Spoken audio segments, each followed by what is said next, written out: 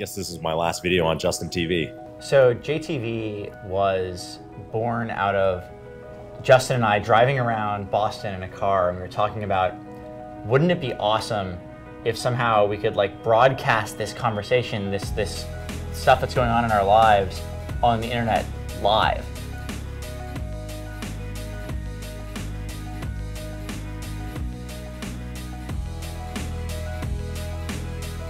Four crazy dudes decided to broadcast one of those crazy dudes, Justin Kahn's life, 24/7. It was Emmett, Michael, Kyle, and I trying to do our own live video broadcast. We call it a life cast. At the time, Justin was still wearing the head cam. It was just us in our apartment in North Beach trying to be in Ah, that's a sign. That means we have to start the show!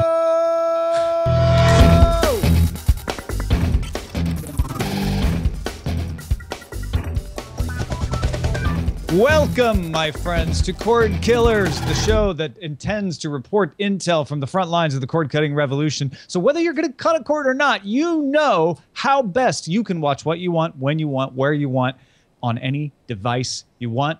I'm Tom Merritt. Hey man, and I'm Brian Brushwood, and I'm not ashamed to admit I got a little bit choked up on that.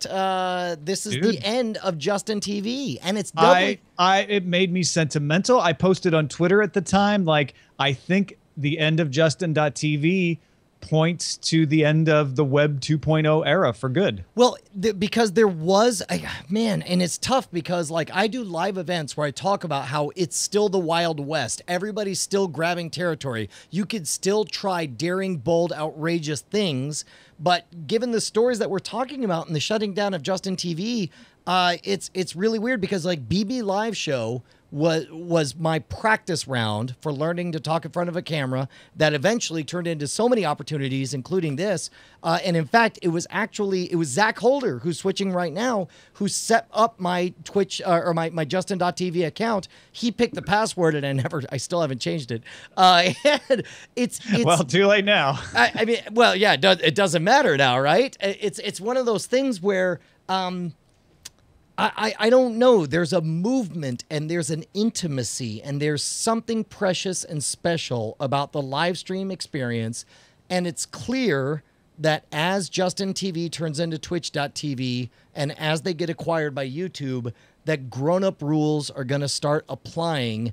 And I don't know. I'm a little bit melancholy about the whole thing, but don't let that slow down this show because we have the most guests, the greatest number of the highest quality stars that we've ever had. No fewer than 2 guests. That's twice the number of guests we've ever had, sir. We have doubled our guests. Joining me here in Los Angeles, where Brian has been recently but isn't today, is Mr. Lamar Wilson. You know him.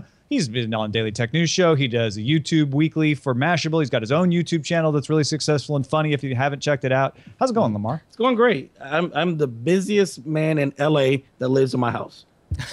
Yeah. Yes. No, I saw the Nielsen numbers on that. Yeah. They're out. That's a scientific fact. Yeah. Einstein just emailed me confirming that that's true. But that's not all we have. Also joining us from Utah, giving us an entire episode that is a Utah connection, the man behind the Frog Pants Network, The Instance, and so many other things, Mr. Scott Johnson. Hello, it's good to be here. I was on the previous show before it was called Cordkillers a bunch of times, but not once on there was I ever there with multiple people. And I feel like Lamar is he's such a freaking time lord. I don't even feel worthy being on the same episode. So the fact that you crammed us all in here into the same space just seems like a little bit insane. I'll tell you what, there's only 2 ways to go from this point, and that's either kick one of you off the show or move immediately into the primary target. The votes are in. Primary target wins. So the cord cutting thing, it's over. Sorry, guys. Last show, Recode reporting on a Moffett-Nathanson report where they compiled numbers reported by companies, usually in earnings reports, about online and cable subscriptions. Pay TV lost 300,000 subscriptions in Q2. Now, you may say, well, obviously that means people are cord cutting, and it sort of does, but it's about flat year over year. And it's not really as many as we have seen. In fact, the whole point of the report is to show that the rate of people dropping cable has slowed. They say that a slowing housing market may have been the primary cause of the decline. And now that the housing market's picking back up, we may start to see subscriptions pick up again. A quote from the article says, it appears that cord cutting slowed to an annualized rate of 400,000 homes, a meaningful deceleration and well below the peak, but still modest rates of cord cutting seen in 2012. So it's not good news for cable as far as subscriptions go, but it is saying cord cutting hasn't caught wildfire yet. This is not a thing. Now, understand there's kind of two sides to this. On the one hand, like, we are not a show, our name notwithstanding. Yes, we're called Cordkillers. However, our goal is not like we want to set fire to the cable industry, although I personally do. Our goal is for you to watch what you want, when you want, on whatever device you want. And that has been a big part of the cord cutting revolution. But understand, far and away, when people buy new houses, it does not occur to the masses. It does not occur to most of the general public to even consider not getting a cable deal, especially when all of the classics are coming in and giving you sweetheart deals for the first 6 months, where it's cheaper to get your internet if you also get cable bundled in with it. So in some ways, it's not surprising. What was fascinating to me is the numbers that we saw here. Cable saw a 2.7 year-over-year drop, 2.7%. Satellites saw a 0.7 gain. Telcos, however, new players like AT&T, Verizon, who are traditionally in the telecommunications internet space, they saw a 12.3% increase year over year. And I don't know if it's just because they're playing the game better than other people or what. Could be because they're newer. I mean, they had a smaller base to begin with, so they're still stealing from other people, which means their personal pile grows. And in fact, in most environments, I would imagine that AT&T and Verizon are, for the first time, another alternative in a lot of these markets. But let me go to Lamar first. Do you feel like this is the clickbait headline correct? Are cord cutters done for? You know, it's an interesting thing because, you know, for me, I wonder if the DVR is what's keeping people from switching over. Because I know for me, that is the one thing. I still have my Time Warner box, and I have my Xbox, and I use that mainly. But I'm still stuck with the cable box because that DVR is so convenient. And I wonder if other people who want to be cord cutters, are they holding off like me just because, you know, another $30-$40 and you don't have to worry about, oh my God, is this on Hulu Plus? Is it on Netflix? Is it on Amazon? It just comes to that one place. And I know that's the case for me. Is anybody else in the room? Well, and what's interesting is because you're a single guy, right, Lamar? Yes. Okay, so I wonder. Yeah, he's only one man. Yes, he is only one man. Well, when you said that a DVR is convenient, I thought, what are you, crazy? You got to push all those buttons. You got to get your kids out of the room or whatever. So for me, like, I watch all my stuff just in my office. So maybe we should kick over to Scott. Scott, do you find the DVR convenient or inconvenient? Well, I gave up on cable and satellite now, probably pushing almost 6.5 years. So it's been a long time for me. I am very early adopter on the whole cord cutting revolution, if you want to call it a revolution. I was big on the whole idea. The minute I could get just a few streaming options, that was pretty much my signal to just get rid of it and move forward. So it was never a hard thing for me. And as a result, I have raised 3 cord cutting children, one of which has now moved out and is now in the market for getting a new apartment. So yesterday she tells me, Dad, she calls me, she goes, what am I supposed to do? Every apartment I go to has no options except for a mandatory $85 a month internet and cable package that's being done through Comcast, and it's mandatory. There is no renting that apartment anymore and not having that option. She goes, I just want internet. I don't want all this extra stuff they're giving me. I said, that's probably this is one way, especially in people entering the housing market, starting as renters and so on. This is probably one way of retaining those people because they don't really have a choice. I think there's a lot of that going on right now. They make these deals with these huge apartment complexes and people who manage lots of properties, and they say, look, we'll give you this cut rate, but you have to make it mandatory for every tenant you have. I think that's one way it can slow the flow. But overall, I think the biggest issue here is that we're a kind of a rare breed in that us and people like us very quickly liked this idea of dumping that cord and going with other alternatives. And at some point, you're going to run out of that sort of that edge case, and you're going to hit the main population, which really doesn't either care either way or hasn't been compelled to go the other direction. You know, and I think you hit on a good point here, because I take some flack on this show because deeply I feel like there's a dollar value to remaining dumb. There's some part of me that will pay extra to not have to know or understand how I'm getting my thing. Like, and we talk about things like, you know, to me, the ultimate solution is some kind of artificially intelligent Jarvis experience where I'm just like, just tell me how much it'll cost for me to watch, you know, Iron Man 2 right now. And he comes back, he's like, well, you could subscribe to just go do that thing, make that appear on the screen. And I feel like the technology is getting us closer to that, but I feel like, for good or for ill, the oligopoly of the cable companies is navigating this storm and giving us just enough of what we want while also exercising their unfair competitive advantage that I feel like I don't know that we're going to see a world of complete cord cutters. I think they just know that we are edge casers. I think that they have that knowledge. They went into this knowing that, and that's why they have never seemed all that worried about it. Now, they could predict that wrong. Their idea of where that all ends or how big that edge case is may be totally off, and maybe we overall we win that way. But I think they know who we are, and they know that we are a limited bunch, and that most people are not going to just take this dive right off the board like some of us have. And that's probably what's keeping them, you know, not afloat. Obviously, they're going to be floating for a long time, but it puts them in a position where they don't have to cut their own cords, so to speak, and change the way they do all their business. And they don't have to see these things as such a giant threat just yet, because, again, we're edge case and they understand we're outliers. I don't think we're as edge case as they would like us to think, though. I think it's becoming more and more common. I compare this to the way TiVo was, say, 2005, right? At the time, I'd say even earlier.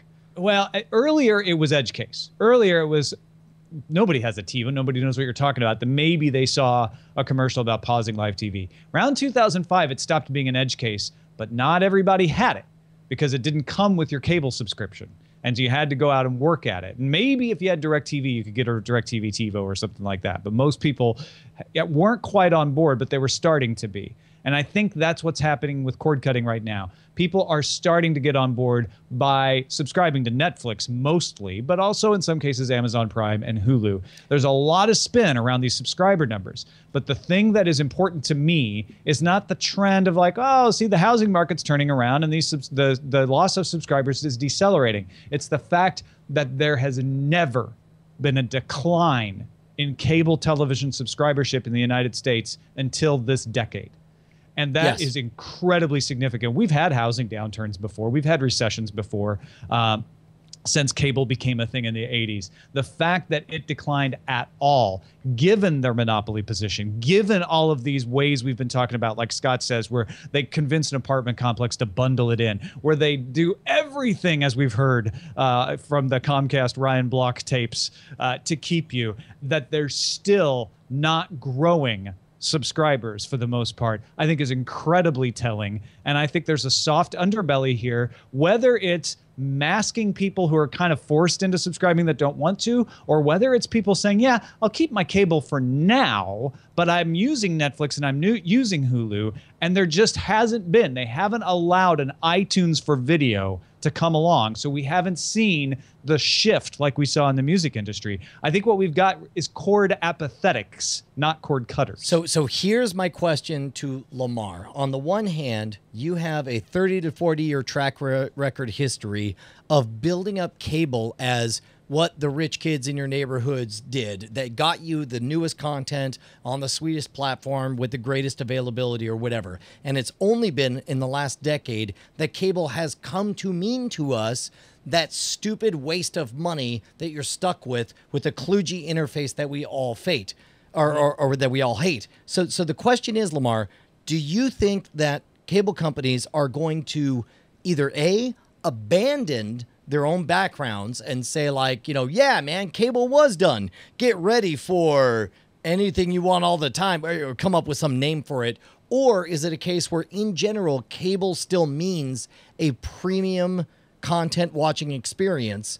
And instead they brand it as like, get ready for cable 2.0, where you can watch what you want, when you want, on whatever device you want. Like, and by the way, for the record, I fully expect them to co-opt our tagline on this. Yeah, no, that's a really, really good question. And I was about to lean towards number one until you brought up number two, because they feel very similar. I feel like they know they have the pipes, and they can just as easily say, okay, you don't want it on cable. We can push it on our pipes on the internet. You need our internet, and just make it the same experience over there. But I like your idea about number two. I think making it a premium experience where you get it whenever whenever you want, because I think on demand is what's really they really push it nowadays. They don't want people to get TiVo devices, because then you can't get on demand and you can't enjoy their premium features there. So I look for them to push more of the premium feel to cable, because that's something they just can't give up. And you think about, like, I just think we're such a minority. I mean, the TV watching market is so freaking huge. I mean, even compared to what I do on YouTube, YouTube and all that's still minuscule compared to how many people turn on their TV. I was about to use a knob like we did back in the day.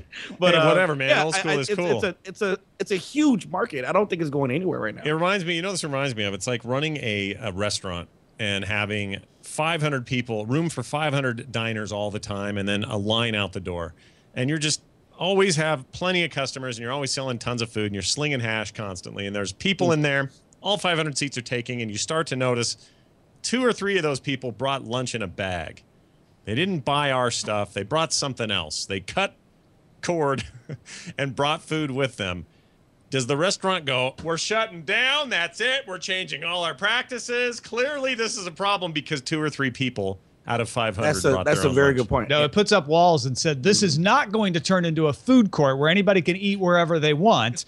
We are going to make people choose. We're going to keep our regional monopolies over the people who come into this building, for goodness sake. Now here's the Tom, I honestly think that in their hearts they know that's an untenable solution. I think they are spending a lot of capital in order to keep their white-knuckled grip for the next 4 to 5 years. Mm-hmm. But I do believe they understand. They know which way things are going. That's why Comcast wants Time Warner Cable, because everybody fears that what the internet television service brings is increased competition. You no longer have that regional monopoly. Well, yes, and so my bet is right now they're flexing muscle. They're going to keep us in the crappy agreements that we all hate, but while secretly behind the scenes they say, we just invented this new thing. It's called cord cutting. Only we're branding it the Xfinity Experience. You'll be able to watch what you want. Well, yeah, they're already doing that. It's called TV Everywhere. Yes, exactly. And DirecTV does this a lot, where they're like, you can watch what you want when you want on our mobile app. Except you can't really. And that's the lie right now, right? Is like you have to pay increasingly higher and higher costs. The revenues are up because they keep raising prices. And then they promise you TV everywhere, but it's not really everywhere. So that's the tough thing, is that I truly believe that even if those filthy, dirty cable companies were the ones to give it to me, as long as I still get the ability to remain ignorant. I hate the fact that it's 2014, Tom, and I still have to know what channel a thing is on. But that's what's going to happen, is that the cable companies are finally 5 years from now going to come along and do what they should be doing now. And by then, the landscape will have changed again. I mean, that's what we see over and over from cable, is they're always lagging behind the innovation, and stuff's going to be on Netflix. Originals are already on Netflix. Orange is the New Black is a huge hit on Netflix, and you cannot get that on cable. So something else is going to have to change. There's always going to be something that's not on that service. We're headed for a very fragmented world, I think. Let me ask this real quick, and I don't want to make it a long discussion. I know you got to move on, but what is the real hate for cable? Because I know you just mentioned they lag behind, but is it really just the gouging of prices?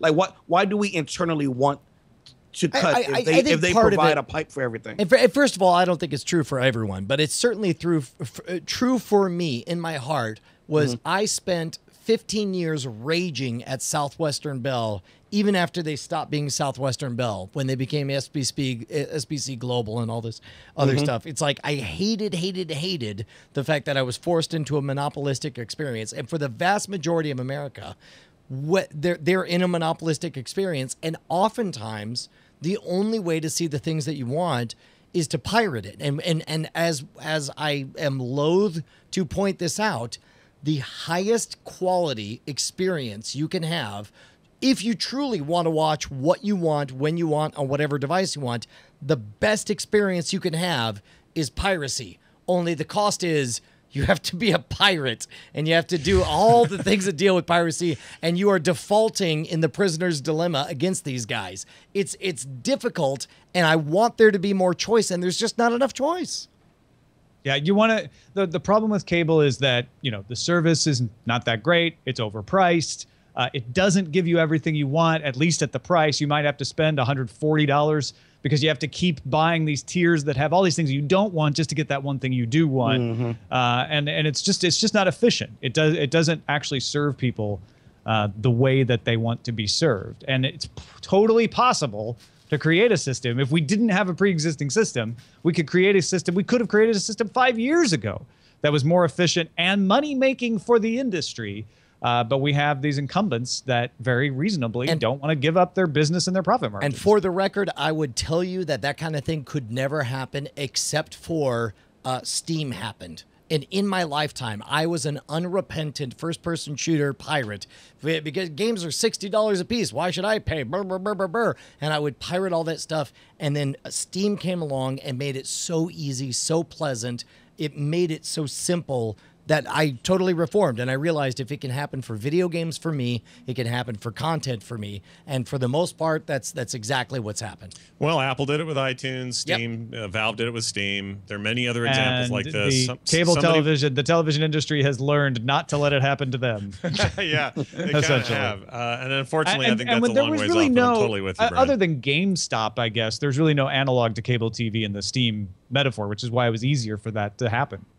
Yeah, it's unfortunate because it's a strong play to say, well, this is a I don't know, a structure that could work across all kinds of media, and I think TV and movies would work well under that structure. And in some ways, it does. A lot of the things that you do want to get, you can get next day, but you can get on iTunes or services similar to that. Sometimes you get special deals like, oh, they're doing it day and date on Amazon Prime. But what Tom said is so true. We are heading toward more fragmentation, not less, before this is over. We are hitting a milestone, like the fact that the Empire State Building was finished in 1931, Brian. You know, 1931 is an auspicious number for many reasons, actually. Oh, wait. Hold on. I feel like I've seen or heard that number 1931 because it's like close to 2000. It's an impressively large number. Man, Zach, is there any place I saw that number before recently? Oh, that's right.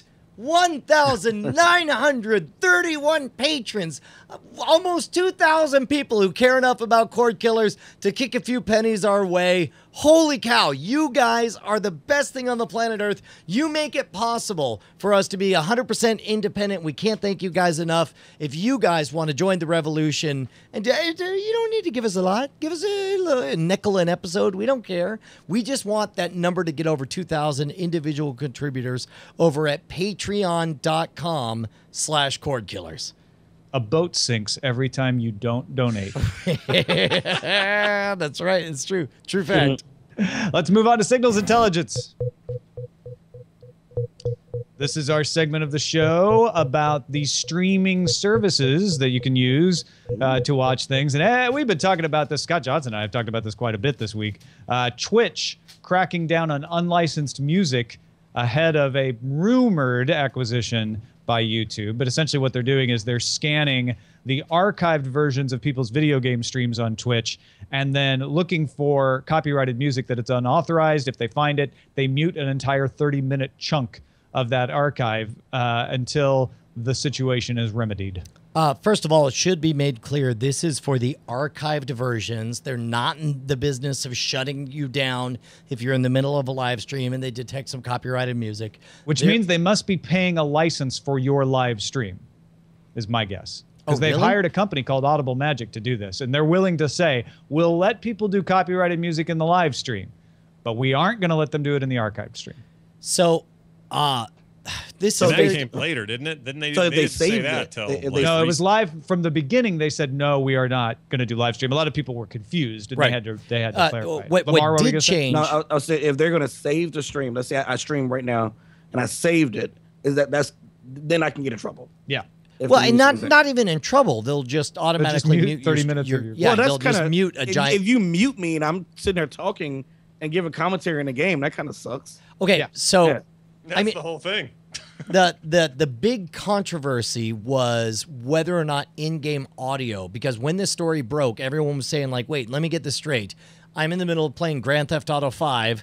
In the game, I press the button to turn on the radio, and licensed music for the game on a game streaming platform comes on, they're going to suddenly mute me. And they've emphatically denied that that's the case, which I just don't believe. No, they haven't, actually. They very emphatically posted on their website that original in-game music was not an exception to the post. And then CEO Emmett Shear went on a Reddit AMA and emphatically denied that in-game music would get you in trouble. So I'm not sure what to believe still. Yeah, and they're going to be on YouTube. This is all to get them ready for YouTube.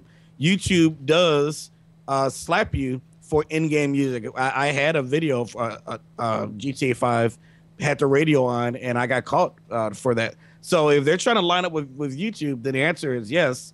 And it'd be interesting to see what the CEO, if he was right in that Reddit or not, if he has to change his stance or not. Part of the problem is they're dealing with a genie's out of the bottle kind of situation. At least with YouTube, Google could sort of over time implement things that would protect them against music infractions and deal with these guys in different ways and deal with the way that people appeal their decision to take a video off or not make it available for mobile or whatever. Twitch has had this stuff going for as long as Twitch has been around, and they've let you do all of these things. Genie's out of the bottle. Now they're telling people they got to change. And gamers, we know how gamers get. They are freaking out, probably as hyperbole filled freak out as you can muster. Yet still freaking out. That's still your base, and you still have to kind of be careful. I think they're less worried about what the long term of this is. They're more worried about how ham-fistedly they were handed this information and how they're being told to behave now from a company that doesn't seem to really want to explain itself very well. They've said more sense, but those initial announcements were like boom, boom, boom. You know, Justin's dead, and your archives are gone, and I hope you enjoyed that because that's no longer happening. And hey, we're going to mute just about everything you say. And well, I mean, understand the massive hypocrisy here, where it's like, yes, okay, now, realistically, I understand that these are individual peoples who are trying to do a job. They love what they do. They understand there's a giant paycheck from YouTube right around the corner, so they're jumping through the right hoops to make stuff happen. However, from the outside, it's stupid and ridiculous. They say we're shutting down Justin.tv so we could go to Twitch. By the way, we'll shut you down if you're on Twitch and you dare to be on Twitch and not play a video game.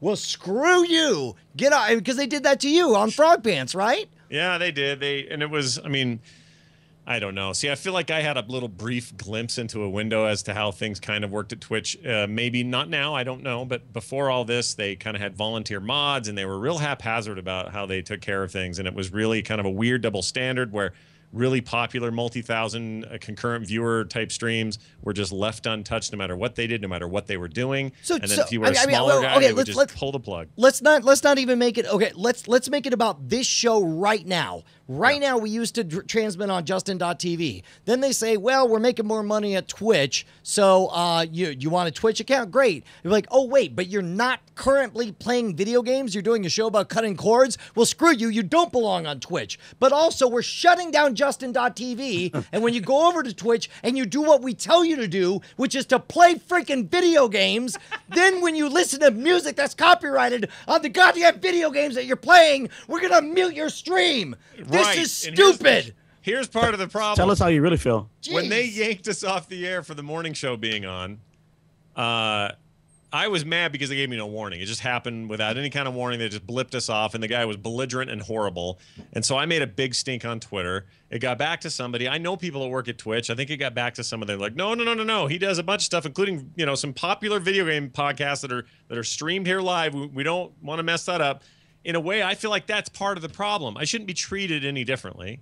I mean, this is a different question, right? This is like not about them muting things or about music rights or any of that. This is more about like business practice and consistency and stuff like that. But I think they're tied in the sense that they're kind of all over the place and nobody really knows what they want to do. Some people think this is to get in line with Google's purchase. Some people think this means Google's purchase fell through because we don't have any true confirmation yet. And now they're kind of scrambling to get into a place where somebody else would find them profitable because they're going to take steps to not have, you know, quote unquote pirated music all over their streams. It's just so haphazard. And again, quote unquote ham fisted.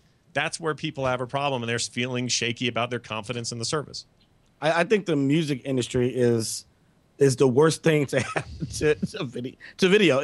It's ridiculous. And we have had this conversation before. We know the reasonableness. Hey, if someone's listening to a song in my my video, you know, hey, the chances are they might check it out on a stream somewhere. They might download it. But you know, they don't see it that way. And it seemed like they're going through so many stupid changes just to protect the music industry's tiny little interest that they're losing. Yeah, and it's out of proportion. Exactly. That's for the purpose that copyright should serve. Absolutely. Yeah, the problem here is that, and this is why I think this probably is them trying to clean up their act before a Google acquisition. YouTube is ridiculously paranoid about the music industry ever since the Viacom lawsuit. And Viacom is suing them over video copyright, but they're basically saying YouTube is not a safe harbor because they allow piracy. And the music industry is right there saying, yeah, you need to do something. And that's where we got the YouTube Content ID. Twitch realizes, well, crap, we have an entire audience that's used to just playing music in the background while they stream video games that have music, and they're trying to figure out how to clean that up to make it acceptable to Google's lawyers, is my theory. I may be totally wrong. But either way, they're getting big enough to catch the eye of the content industry anyway. Mm-hmm. And so at some point, whether Google's going to acquire them or not, they're going to have to do this sort of thing. And this is just the Twitch audience getting used to the fact that, like, oh, when the music industry notices you exist, they come down heavy on you and you are guilty until proven innocent. Well, when you think about the Viacom situation, they waited until Google bought it and then hammered them with a lawsuit because there's more money involved. So there's some agencies waiting for Google to grab Twitch and then say, oh, lawsuit. So they're cleaning up now. I think the acquisition is going to happen. That's a good point. My morning show is a weird example. Like, if they want to be in line with it, there's still this problem of the left hand doesn't know what the right hand's saying. And just a tiny example of that is on my morning show, we do an archive of the video and we put it up on YouTube. And sometimes we play covers during the show that no one's ever heard of from artists nobody knows, and everything's fine. But sometimes their music detection stuff picks it up, and we get banned from mobile or various countries and regions or whatever. Here's the funny thing. No matter what we're playing on that show, we have paid the yearly licensing fee to do it. We are 100% legal, and we pay money every year to be allowed to play it. But YouTube doesn't have any way to know that or for me to verify that to them or say anything to them other than, well, I guess that video is not going to be shown in that region or on that mobile device because there's a zip I can do about it, even though we are totally doing it legally, and they are just under this presumption that we must not be. And there's no mechanism in between for me to shake hands and say, no, look, we have the rights. And that's a huge disconnect. There's two things. In the short term, the unintended consequences of these actions are that everybody just goes weaselly. And to be honest, that's what we're doing right now, and especially on Night Attack. Like Night Attack, we love showing and commenting on other people's content, which, by the way, is what CNN does. And CNN doesn't buy the rights to every YouTube video they show on their What's Happening Now hilarious viral video thing or whatever. It's one of the 4 factors of determining fair use, commentary. That's correct. That's correct. Okay. And so what you're getting in the short term is that we've actually spent some of the Patreon money on Night Attack, and Cordkillers derives a benefit of it because a bunch of people in the chat right now are watching us stream not on Twitch.tv, not on YouTube, but on MetaCDN, which is a Turkish company that's outside of the. We pre-bought a year of Turkish shady. I'm sorry, MetaCDN, you guys are delightful, and I totally trust you're on the up and up. But we took our stream out of the country so that we could actually have a chance of doing and saying all the things that fair use is supposed to guarantee us. But we're a small operation. We don't have the ability to fight the right lawyers and all that crap. So instead, that's what's happening in the short term. Now, What I hope happens in the long term is that some version of automatic licensing, some version of automatic royalties. What if you could monetize your videos? This already exists. There are such things as mechanical royalties, and there are things like registries. The problem is the music industry wants to continue to negotiate from a position of charging you lots more money than anybody of us can afford, rather than having a situation where they say, okay, YouTube, let anybody play any music they want, but they have to pay. And they don't want to do that. Well, and here's the thing. Like, there's what the law says, and then there's what structurally makes it easy for people to do. As much as we all get annoyed with the YouTube content ID takedown, back and forth, stupid dance that happens, it at least is something very simple that is this elegant, like, 18th century dance of, you know, courting each other, where it's like, I'm going to make a thing. And then the response is, the robot thinks your thing might be a ripoff of someone else's. Do you really want to fight? And then the other guy's like, yes, I will go to war with this. They're like, fine, we'll show it. We need that on Twitch, not some automatic 30-minute blanking out of audio automatically. All right, this is quickly turning into This Week in Law, so let's move on to Gear Up. Yeah! Just a minor one. The Gear Up segment, of course, about the gear you can use to watch the video you want. And Microsoft is launching a digital TV tuner in Europe for the Xbox One. This allows you to take an over-the-air signal, pass it through HDMI on the Xbox, and then you can take advantage of the Xbox HDMI pass-through, even if you don't have cable. You just watch over the air. In Europe, it's great. DVB-T, DVB-T2, DVB-C television channels all work. It's going to sell in the UK for £25, France, Italy, Germany, and Spain for €30 starting in late October. Not something we'd be able to use over here in the US unless they come up with an ATSC version, which maybe they will. But I think it's interesting they're doing it in Europe first because, as we've mentioned on the show before, Europe adopted cable in lower percentages to begin with. A lot of people watch Freeview over-the-air television there. I don't know. Like, is there a reason we still have over-the-air television? And I know it's a choice of Cordkillers everywhere, and it's the best alternative.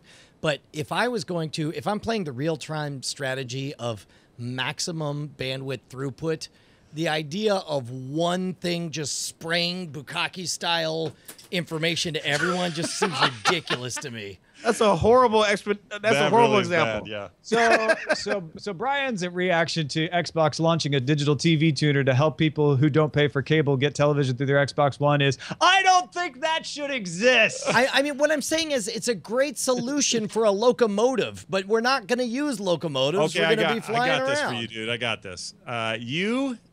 Okay, here you go. Take this advice, all right? Here we go. I just got to formulate this in my head. Now, imagine a world, Brian Brushwood, where what you're basically arguing for is if it's not attached to a cable, then F off. I'm not interested. No. What I'm saying... Here's the deal. Here's the deal. If I came to you today, and this didn't exist, this idea of getting TV over the air, this was something that just never existed. Up till now, it's all been these weird copper cables under everyone's houses, and that's all we ever got. If I came to you today and said, dude, high-definition TV wirelessly, dude, we got to get this thing. You'd flip out. You would think it was the greatest innovation ever. I think you are ageist and you don't like this because it's old. No, well, okay. First of all, yes, I am ageist. Yes, I don't like it because it's old. But also, the main reason I don't like it is because it's an inefficient way to distribute content. All of that we have so much reserved spectrum expecting the next television station to come along. Whereas, like, why do we have VHF? Why do we have UHF? Why do we have just scuttle all of that? Brian. But we do. All right. So, and I get what you're saying, and that's a perfectly legitimate discussion to have. But the story is that for people who don't have cable, and because over-the-air television does actually still exist right now, they can now take advantage of this. I mean, I just think of how much better our phone service would be if we didn't have so much of this spectrum reserved. It would be great if we didn't have to use a box at all, and it was just all the video games and everything were streamed over. And then we wouldn't need an Xbox One. You know, that would be awesome too. Yeah. And in all seriousness, I totally get where you're coming at, and it is very haphazard. But it did occur to me once, how cool would it be if somebody just said, "Hey, wireless TV, and it's free." People flip out. I side with Brian actually I mean, on that side of things, because I think wireless TV could exist over the internet without needing to waste all of the bandwidth. It's efficient in one-way delivery. It's very inefficient in two-way delivery. Well, Brian, exactly. That's the thing, is like I would rather have more bandwidth reserved for more on-demand stuff, but the price you have to pay in order for this to make sense is that everybody has to watch the same thing at the same time, which is dumb. But I still think that because we haven't solved that and won't in the next 10 years, maybe 5, that this is a good thing for the folks of Europe. Yes, if they have it definitely is. Sure, it's great. And obviously Microsoft sees a market there, or they wouldn't do it. So Go Europe. Go Europe, because you can buy the Sword and Laser anthology just like people all over the world. There's a free sample coming soon at swordandlaser.com. If you're not convinced, keep an eye out for it. The Sword and Laser anthology has 10 science fiction stories, 10 fantasy stories from previously unknown authors, but they are signed off on by people like Sam Sykes and Patrick Rothfuss and Gail Carriger. So just go check it out. swordandlaser.com/store is where you get it. Free sample. Check it out. Nice. Starting soon. Let's see what's under surveillance. Not like real estate. It's all about location. Under surveillance. Brian, I think we may have to take a Babylon 5 challenge soon. I'm not going to watch Babylon 5. Those special effects are super crappy. Everyone knows that. But J. Michael Straczynski knows that it may be a little dated, so he's going to shortly begin work on a Babylon 5 movie. New script will be targeted at a 2016 theatrical release. It'll be a reboot of the series rather than a continuation. And for the old fans, they're going to try to work in the surviving cast in cameos. I don't like surviving them using the term surviving cast. It makes this show seem older than it is. Yeah, right. There's like 5 members of the cast that are no longer with us. What? I will say this. This, to me, and as I know it's controversial, it's probably one of the best sci-fi series I've ever seen. Oh, yeah. It's there's low no budget, controversy. It's but dang it's good. so good. Yeah. And Tom has not seen it, so you can't judge it. Well, I've seen the we saw pilot. the pilot, didn't we, Tom? Well, okay. Well, our pilots suck. And everybody's been telling me that even with the bad special effects or the dated special effects, that it's still worth watching and it's amazing. And I've been wanting to watch it, but I've been saving it because I want to watch it like beginning to end. Yeah, and you gotta put the movies in between too. Those effects are no worse and really no better than most of what TNG's run had in terms of effects. So if we're okay with TNG and for those standards, then we should be okay with it here. That's a heck of a thing. But the surviving cast, all we need to worry about is Bruce Boxleitner. Forget about everybody else. Bring him back. We know he's around. Tron is around, and he can play. He can do it. Let's go. All right. I love the fact that they're rebooting this stuff. And, like, to be honest, like, I have deep affections for Battlestar Galactica from the original series, but compared to the reboot, the original series is genuinely a dog turd on fire. Like if we could get that same leap with Babylon 5, that would be amazing. I freaked them all out. They're all, look at them, they're all frozen. Like, I horrified them with that statement so much, they froze. All of them.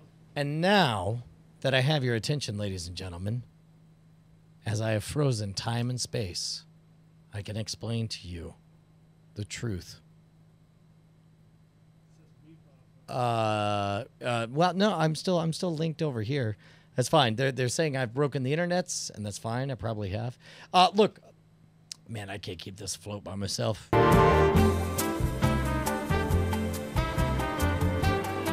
We'll go back. Zelikar in the background. All right, ready? 3, 2, 1. An old flaming dog turd. No, hold on a second. That show, I cannot defend it. It is truly a flaming dog turd. However, it is a turd on fire, I think was your words. Yes. But it is there are worse uses of your time than watching that turd burn. It's okay. Well, yes, but my point Wow, is... Lamar, are you gonna? What are you? No. They're talking about Battlestar Galactica. The original. You wouldn't dare talk about Babylon 5 like that. All right. Oh no. No. Okay. That is no So turd burning. here's what I'm saying. Is that imagine a show. We've had a lot of people tell us how much we should watch Babylon 5, but what if there was a show so much better that it made Babylon 5 look as bad as the original Battlestar Galactica does compared to the Ronald D. Moore reboot. How great would that be? That would be amazing. How? What would that? Does that exist? Well, not yet. You were just talking about it being a reboot. Well, it's a movie. It's a movie. Yeah. But as a I reboot, mean, though. You know, we got a mini. So you're series saying, for I BSG. get it. Who I knows get what it. we'll You're get. saying, let's just watch the movie. Yes. I'm saying what I'm saying is finally it will become possible for me to make all those Babylon 5 people happy because I'll watch it and I'm going to act like I'm the one that discovered it and I'm going to tell I'm going to be the guy going around saying like, have you guys seen Babylon 5? It's amazing. So it's like, you should watch it. It's a really good movie. All right, let's move up to the front lines. Front lines. Front lines. We have 60 seconds to talk about each show, and each of us get 3 extensions. Go, Brian Brushwood! CBS. Les Moonves told CBS's TV studio. Wait, did CBS just say something to CBS? That their CBS studio Les will Moonves be... told analysts that CBS's there we go. TV studio will be producing more and more shows for more and more outlets, including major streaming companies. A CBS spokesman confirmed to the Recode that Moonves was talking about selling new shows to the likes of Netflix, Amazon, and Hulu. Isn't this exactly what happened with cable television? Isn't it always the powers that be that are late to the party to discover the new open space that just shows up? Well, CBS is full of old people, so they take longer to get there. That's all. We're talking about CBS TV Studio. They already make shows for other networks. This is not CBS's own network. Okay. So what Moonves is saying is like, oh, hell yeah, if Netflix will pay us, a few cool $1 million, we'll make them a show. All right. Why not? That makes sense. Late. Dish signed A&E, including its History and Lifetime channels, to its nascent internet-only television service. Dish chairman Charlie Ergen told GigaOM, TV is going to follow the phone business. The majority of viewing is going to be on a screen other than the way you're watching it today. Man, I feel like this was the promise of Aereo all along, but they couldn't let Aereo have the satisfaction, so they destroyed Aereo, and now they're just going to do exactly what Aereo intended from the beginning. Oh, I miss Aereo. You had to talk about freaking Aereo, didn't you? I mean, don't forget, it was in this market and we freaking loved it. But yeah, this does sound like this. Will they also grandfather me in on all my can eat freaking TV watching? Or they make me jump to a new plan and have to pay minutes or some bull crap? I don't want them to be like the phones. Well, they're just saying you're going to watch it on phones. You're going to watch it on tablets and on phones. You're not going to watch television anymore. Okay. I thought it was something like the phone's carrier service because that kind of died away. No.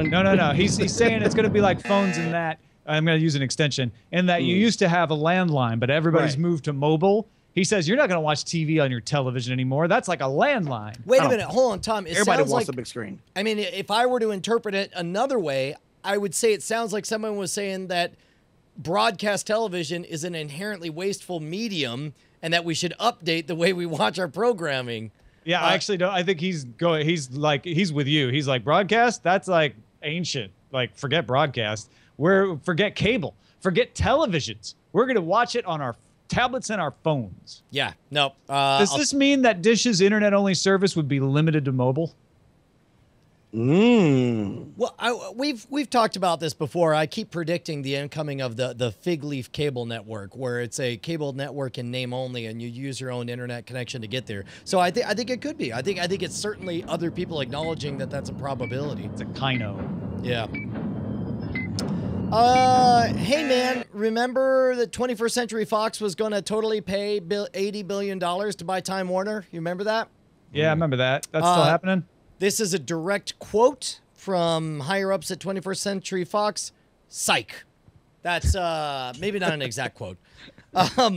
They have withdrawn their offer. Time Warner CEO Jeff Bukes told analysts that Time Warner is plenty big enough without adding the headache of another big company. Wow. How old is Jeff Bukes? Was that photo of him? We just saw. Oh, the Engadget story? Yeah. Wow. All right. I'm not an ageist, but that's not him. That's Rupert Murdoch on the Engadget story. Oh, maybe that was who I was looking at. All right. He could look to be about 1,000. Rupert Murdoch that's is a ageless. giant company, and sometimes I like it when companies don't just buy each other because that's what you do next. I like that they think that, you know what, we're okay. We got what we need here. Agreed. We don't really need another giant company. I would imagine shareholders feel that way too. Yeah. Netflix has passed up HBO in subscription revenue as of last quarter. Netflix pulled in $1.146 billion to HBO's $1.141 billion. But Reed Hastings acknowledges that HBO is still more profitable and also wins more Emmys. Okay, first of all, how much do you think that, yes, the more profitable thing, you got to say that because it's absolutely true. The part where he says they win more Emmys, how much do you think is that a shot across the bow? Like, like how much do you think the quote cuts off at like, for now? Yeah. That's him setting up to go next year like, well, it looks like we pulled closer in the Emmy count. HBO? Yeah. But I think it's also his way of being nice and playing nice, not playing hardball, because eventually Netflix would like to get Prime's deal and get as much HBO content on Netflix as possible. There's no way. There's what? No. They're Coke and Pepsi. HBO and Netflix are like, if Netflix is smart, it will intentionally antagonize HBO to make a duopoly between the two of them for premium high-end content. But what's the difference between started them it by calling and Netflix Amazon, Albania. though? What's the difference? Extension. I'm calling an extension. Say again. What's the difference between Amazon and Netflix in that argument, though? The difference is that Amazon is RC Cola in that argument, and it's not even close. HBO looks at Amazon and goes, not a threat. No problem. Right. However, and it kind of is. It weirdly, like it is. It's like, oh, you know, it's pro wrestling. You only have two places, right? Yeah, you need and Netflix wants to jockey to be the anti-HBO. All of their plays up until now have been them blatantly saying, we're following HBO's playbook. We want to be what HBO was. Also, Dad, about to stab you in the back, HBO. Like, that's where they want to go with all this. How soon until HBO splits off and actually has a Netflix-only type service? They can't. They're too deeply entrenched with the networks, and they've all but said so. Yet. Also, Dr. Thunder's a better comparison than RC Cola. Okay. By the way, title of the show, Dr. Thunder. Netflix content chief Ted Sarandos told USA Today he's positive that a 5th season of Arrested Development will happen. Quote, it's just a matter of when. He also reiterated, and by the way, don't forget that Orange is the New Black was totally more popular than Arrested Development. I can't believe people still watch this. Like, I've had no interest in it. In Arrested Development? Yeah. I'm sorry. I'm the one guy. I'm too busy watching Babylon 5. I watch reruns of that every other day. Yeah, exactly. Did you guys know this not only be the most guest-packed episode of Cordkillers, but you would get the one guy who doesn't like Arrested Development on the air? Amazing. Hey, real quick though, I liked the Netflix Arrested Development. I'll take an extension on this because I kind of want to get a read on what you guys thought of it. I liked the Netflix season of it. I didn't think it was nearly as good. I think the non-linear storytelling and the difficulties of wrangling all of the different actors was difficult. I think it was a dense comedic triumph. However, lately I've been hearing Mitch Hurwitz on the Harmontown podcast, and I just appreciate him and his style of humor more and more. So I'm sort of softening. Where were you guys on the Netflix? I can tell you, I was at with it. I thought it was kind of awful as it started to go, and then only after watching it as a complete whole again, like one through finish, did it land on me a little better. I still don't think it's as good as the best they had in their first 3 seasons on Fox, but it's a much better thing if you take it all at once. And binge on it, which a lot of people did. But it's a slow burn up top, so you just need to kind of know that going into it. It's definitely not his best work, and I think some of those problems. I mean, the minute you see the Fonz in front of what is clearly a green screen, phoning in a performance that wasn't actually done in the room, that stuff really got to me, really bothered me. I agree. I thought it was a treat, but they had too many hurdles to work around. So if they do it again, do it right. All right. Don't care about whole U.S. football games, just highlights. I don't know who you are, but if you're out there, the NFL Now app is available for Apple TV, Roku, and Amazon's Fire TV. It'll cost you $2 a month, provide you in-game highlights, analyses, press conferences, shows, and documentaries from the NFL Films Vault. So basically what ABC News will give you at night at 10 p.m. Plus NFL Films Vault. Okay, but so that part's actually kind of worth it. NFL films are amazing. Okay, so imagine this. Like right now, most people, they either want the full game real-time experience, which could be a 2.5, 3 hour ordeal, or they get the highlight reel on the 10 o'clock news, which is 90 seconds or whatever. Maybe there's a place for an edited together 20-minute mini drama where somebody takes it. Like, let's say you don't know who won, and you get to kind of watch this little Friday Night Lights style drama. I think some people would want that. Yeah, I don't know if that's what they're offering. Yeah. I wish that was what was actually happening. All right, look, hey man, let's check in on our own drama. The my Night Attack movie. The thing. The congratulations Amtrekker check-in. Oh my gosh. Continues. 720 million for Amtrekker. Morning stream, Scott Johnson, not doing bad there. 644 million. Doesn't look like you're going to catch the Amtrekker though. No, but you know what? I got to say, if I'm honest, that's a far better performance than we expected when we did that night when we recorded this whole thing and started. We thought we were going to tank it in last place, and we've been surprised this year. Yeah, no, you guys did really, really good. Would like to point out that Team Night Attack only needs for Teenage Mutant Ninja Turtles to make $200 more million, and then we'll win. We'll get right on that. You'd need 204 million, right? And then you'd win. And I'm then not you'd sure you totally get 4 million, but anyway. I'll tell you what, man. This was a weird year. Congratulations to Team Amtrekker. I think it all boils down to The Fault in Our Stars, right? That's what did it for them. That seems to be it. I mean, they paid $6 for it and made $123 million. It's pretty good. I think it may and then be they also had Dawn of the Planet of the Apes. That was their other big one. And Maleficent, which we knew was going to do well, but did a lot better than we thought with $236 million. Yeah.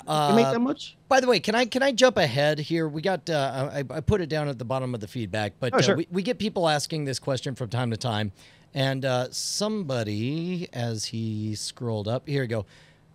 Tim said, as a newer listener, can you please explain the summer movie draft? I'm coming in during the middle of this, so it just feels confusing and irrelevant to me. I'm not sure I get what the box office numbers for movies in the theater have to do with Cordkillers.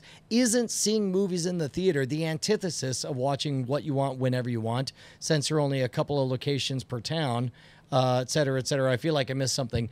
Yes. Long story short, short answer first, and I'll let Tom tell the long answer.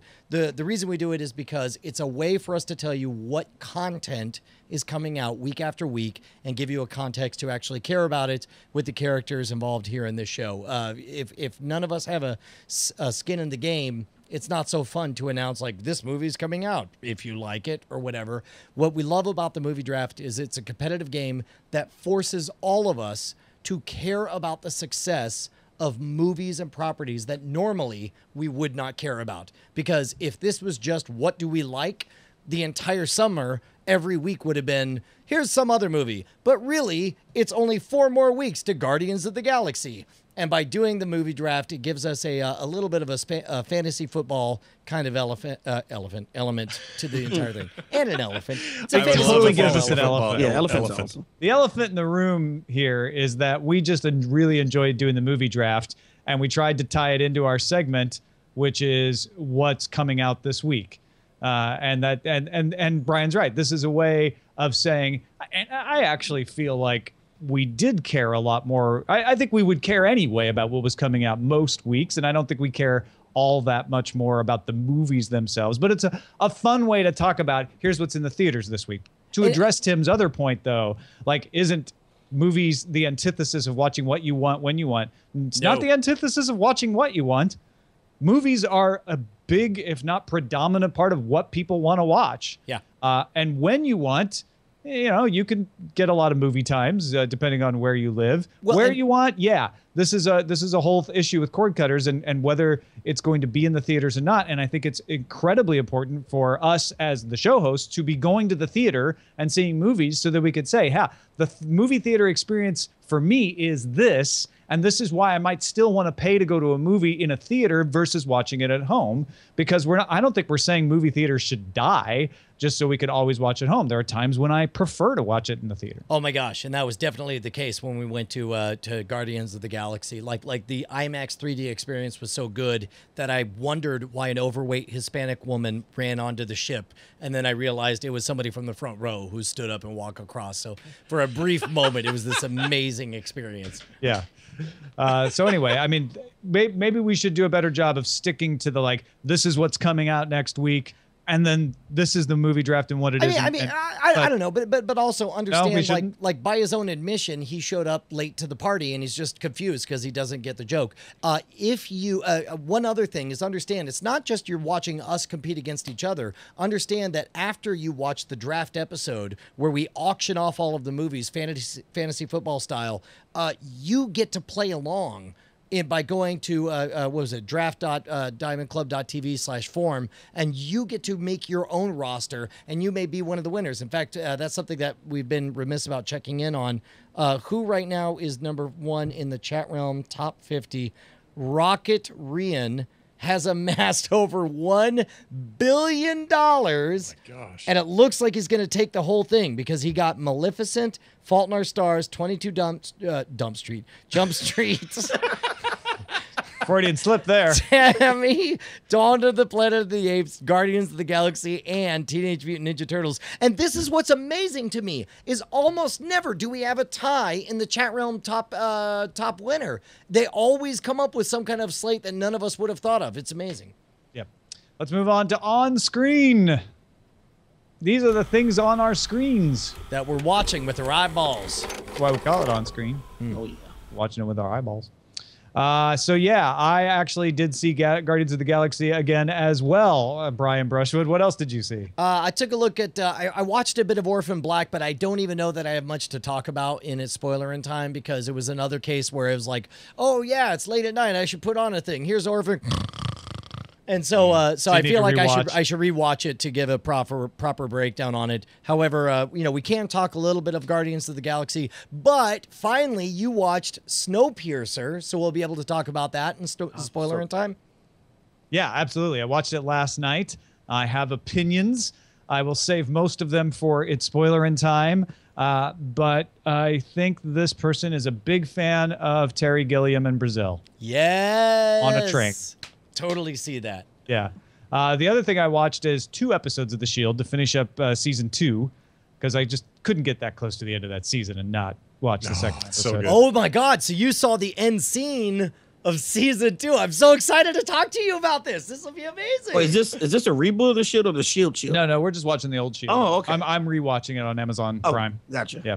I've been catching up on Defiance on Sci-Fi. I'm still a little bit behind, but that's one of those shows where I like the characters and I like the world, and I'm just cheering for that story because sometimes it shows some brilliance in the story, and I'm cheering for that story to come together. I still kinda also like the video watched a game little based bit on of it. The Office It's not UK bad. last week. I've never seen it. Lamar, what Oh. you been watching lately? Dude, best. so I am a big fan of Fallen Skies. I'm all caught up. I think there's a new episode tonight, so looking forward to that. Under the Dome, I'm 1 episode behind, but like I watch it on Amazon. It comes out like a week later. Okay. Extant.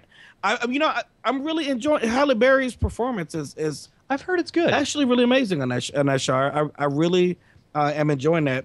I've caught up with Scandal. I was very against watching it in the beginning because I'm like, oh, this is a girly show. And no, it is one of the best series I've watched. As far as movies, I watched an old one called Europa Report. Oh my gosh! Yeah. We talked about the sci-fi. Europa Report on here. What did you think of it? Or do you want to save that for spoiler in time? We could talk about a spoiler time. I liked that they put more of the science in versus the sci-fi, scary monsters or aliens. Like it was very realistic. It felt like this really was happening right now. So, but we could talk more about it later. The last one, Tom and I were talking about. I just finally decided to start watching Arrow. Within the first episode, I was hooked, and I watched the whole first season. Oh wow! This last week, phenomenal. I'm going to actually we're debating whether I was going to wait for Netflix to come out for the second season in October. I think I'm just going to pay Amazon to $40 to just watch it. It's so good. By the way, I got called out by my daughter this month. She went to her mom and said, "Hey, didn't you say that when we canceled cable, we'd have like a lot more money so we could just buy stuff that we wanted?" And we're like, "Yeah, we said that." She's like, "Well, when's that coming, Dad? Because I want to watch this show." In. Yeah. So we bought a few series for her. Nice. Yeah. Arrow just gets better, by the way, Lamar. So look forward to that. What's that? Yeah. It just gets better. Season 2 is awesome. Everything I've seen so far of 3 is great. There's nothing wrong with Arrow. It starts a little slow, and if you already like it, then you're just in for some awesome stuff coming up. Yeah, I was telling Tom, it should have what's the name of it? Darn, Smallville should have been what it should have been what this is in the first season. Yeah. It's really good. What about you, Scott? I have been going through Deadwood again. Okay, can you please make a case for me to finish Deadwood? Because I got like 2/3 of the way, most of the way through the first season, just when I got word that they cut it off midway, and then they just did a few vestige episodes after the second season. And I've got this phobia. I'm like, I don't want to invest all it was, as much as I love Firefly, it was not great to finish Firefly and feel the rage of something beautiful having been shut down, and I didn't want to go through that with Deadwood, so I ended up not going through it again. Well, you probably have heard this reasoning before, but I think it's worth watching purely based on the performances alone. It is some of the best acting HBO's ever had under its roof, and I don't like how we didn't get more, but it doesn't end in some horribly cliffhangery, unsatisfactory way at all. And they don't try to sew it up either. It's kind of just like we have come here and we are now getting the story, and now I'm being pulled away from it prematurely as it may be, and it sucks I don't get more. It's not like you feel like, oh, they just left this carrot and now I can't get resolution. It doesn't really work that way on that show. I think it's absolutely worth your time, even if all you get is the best you'll ever see Ian McShane do anything in his life. It's a freaking fantastic series, and I love it. And I love that it's on streaming, or that it's on Prime now, along with that other HBO stuff. My wife is making me sit through a lot of Bones episodes. This is happening, and you know what? I will say this for Bones. She's 4 seasons in or something, and I've only been there for chunks of it at night or something. The cast is full of very charming people who are fun to watch. David Boreanaz is great. Zooey Deschanel's sister Emily is fantastic in the lead. They're all good. Everybody's good, but the science in there is pseudo as you get. It's just kind of garbage throwaway CSI procedural stuff. Real dumb storyline, especially when they get into tech and like social networks and video game companies and stuff. Those guys never get that kind of stuff right. So it's just kind of terrible, but the people in it are so charming that you kind of are okay with it anyway. I mean, I'm not all that invested. She loves it, but she loves throwaway trash TV. So anyway, there's Bones. And I started watching The War again by Ken Burns, the World War II documentary, maybe his finest work, or at least one of them. And I don't know what it is, but I am occasionally just drawn to rewatch some Ken Burns thing. I finished baseball for the 4th or 5th time, which is a lot. There's 18 innings, 19 innings now in that thing. Oh, wow. I don't know if I've already bothered you guys about it, but has anyone here watched Lonesome Dove, the miniseries from the late 80s? Yeah, it's fantastic. Okay. Are you a Western dude? I hate Westerns, but I loved, deeply loved Lonesome Dove, and have watched it like 3 or 4 times. It's amazing. Oh, man. Well, I love Westerns, but I agree with you that is an incredibly... There's only one problem with that entire series, and that is in the first chunk of it. There's teeth. A scene where all the cattle get electrocuted. Everybody has nice teeth. That's the problem with they it, do, right? But there's a scene where all the cattle get electrocuted. Oh, no, apparently that's a thing. That's like a genuine, like they build up static electricity and they shoot electricity from their horns. It's not that, though. It's this. The effect is the effect is terrible. It's bad. terrible. Yeah, it is. Oh, my gosh. It's so bad. Other than that, though, it is a masterpiece in television. No question. Hey, one more note before we move on. I am getting a massive amount of people hitting on me to watch Fargo. Jackie Hearn. Like inviting you over to their house? Like Jackie Hearn sent me $26 and fine, I bought it for you. Watch freaking Fargo. So I feel like by next week we got to watch Fargo. All right. Yeah, no, I've watched episode 1 of Fargo, and I know people are going to be shocked that I didn't just immediately watch all the rest of them, but I didn't. So I would. All right. I did think it was pretty good, but You might be disappointed with my reaction to episode 1. I'm just saying. Not Let's as move on to good as our dispatches from the front.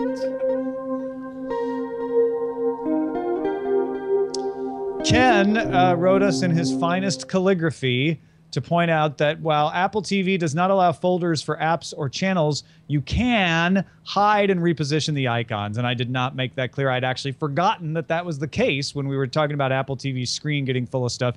Because when they introduced that hide channel, I was like, well, I don't want to hide the channels. I want to know there's still options. I want to still be able to get to them.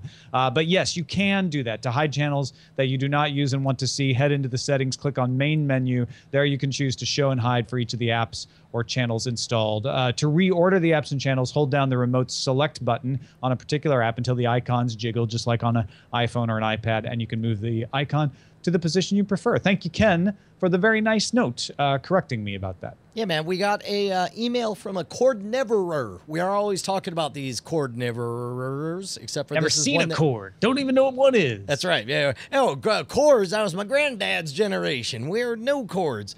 He says, I'm moving soon to Raleigh, North Carolina to start his first-time job.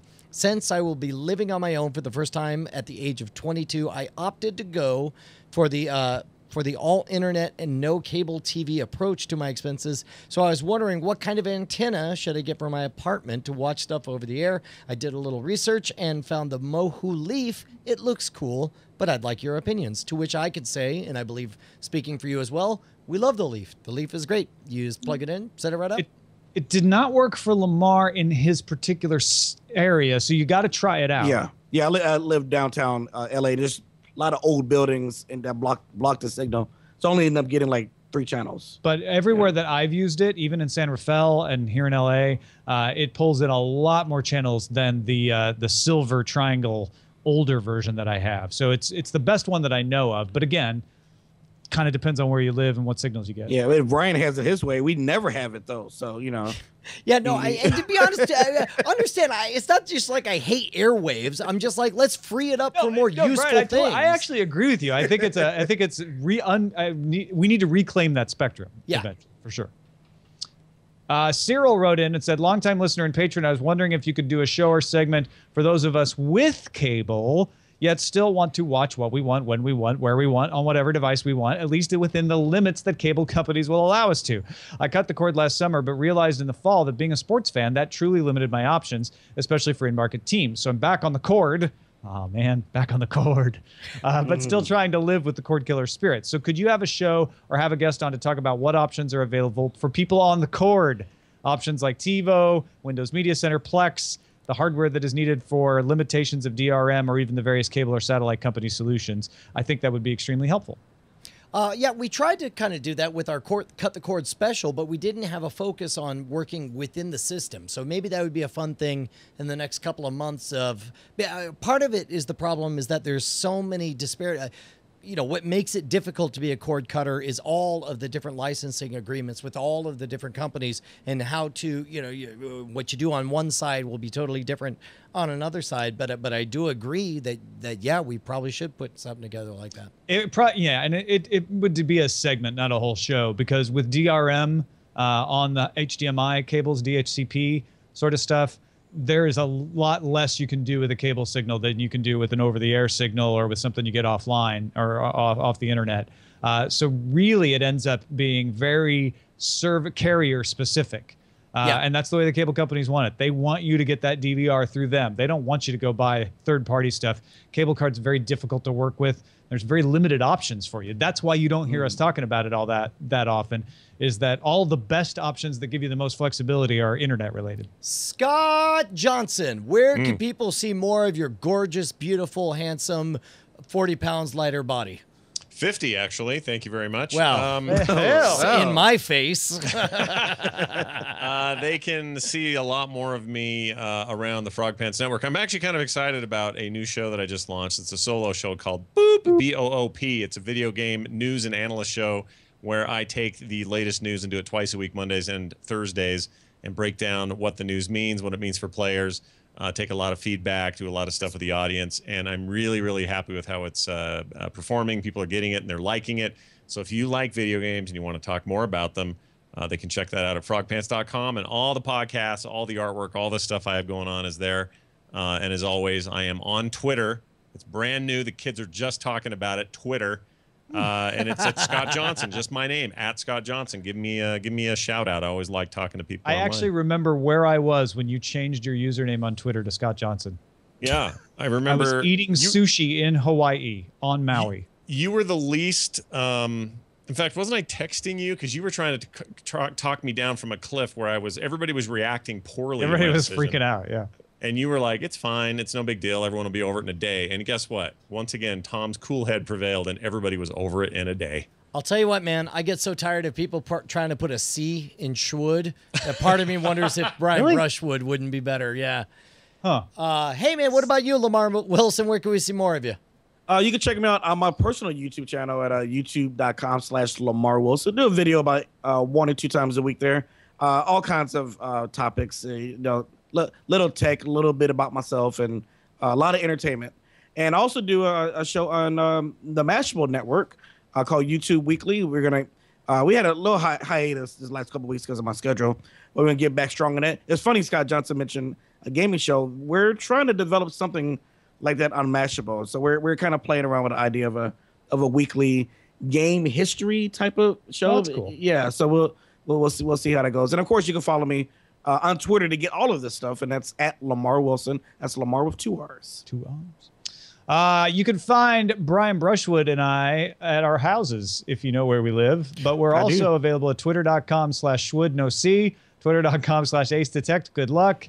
And cordkillers@gmail.com is our email address. Cordkillers.com is the website. And we are streaming on Sundays temporarily until September. And then we'll go back to Mondays. It's Sundays at 2 p.m. Pacific, 5 p.m. Eastern time. We'll see you later.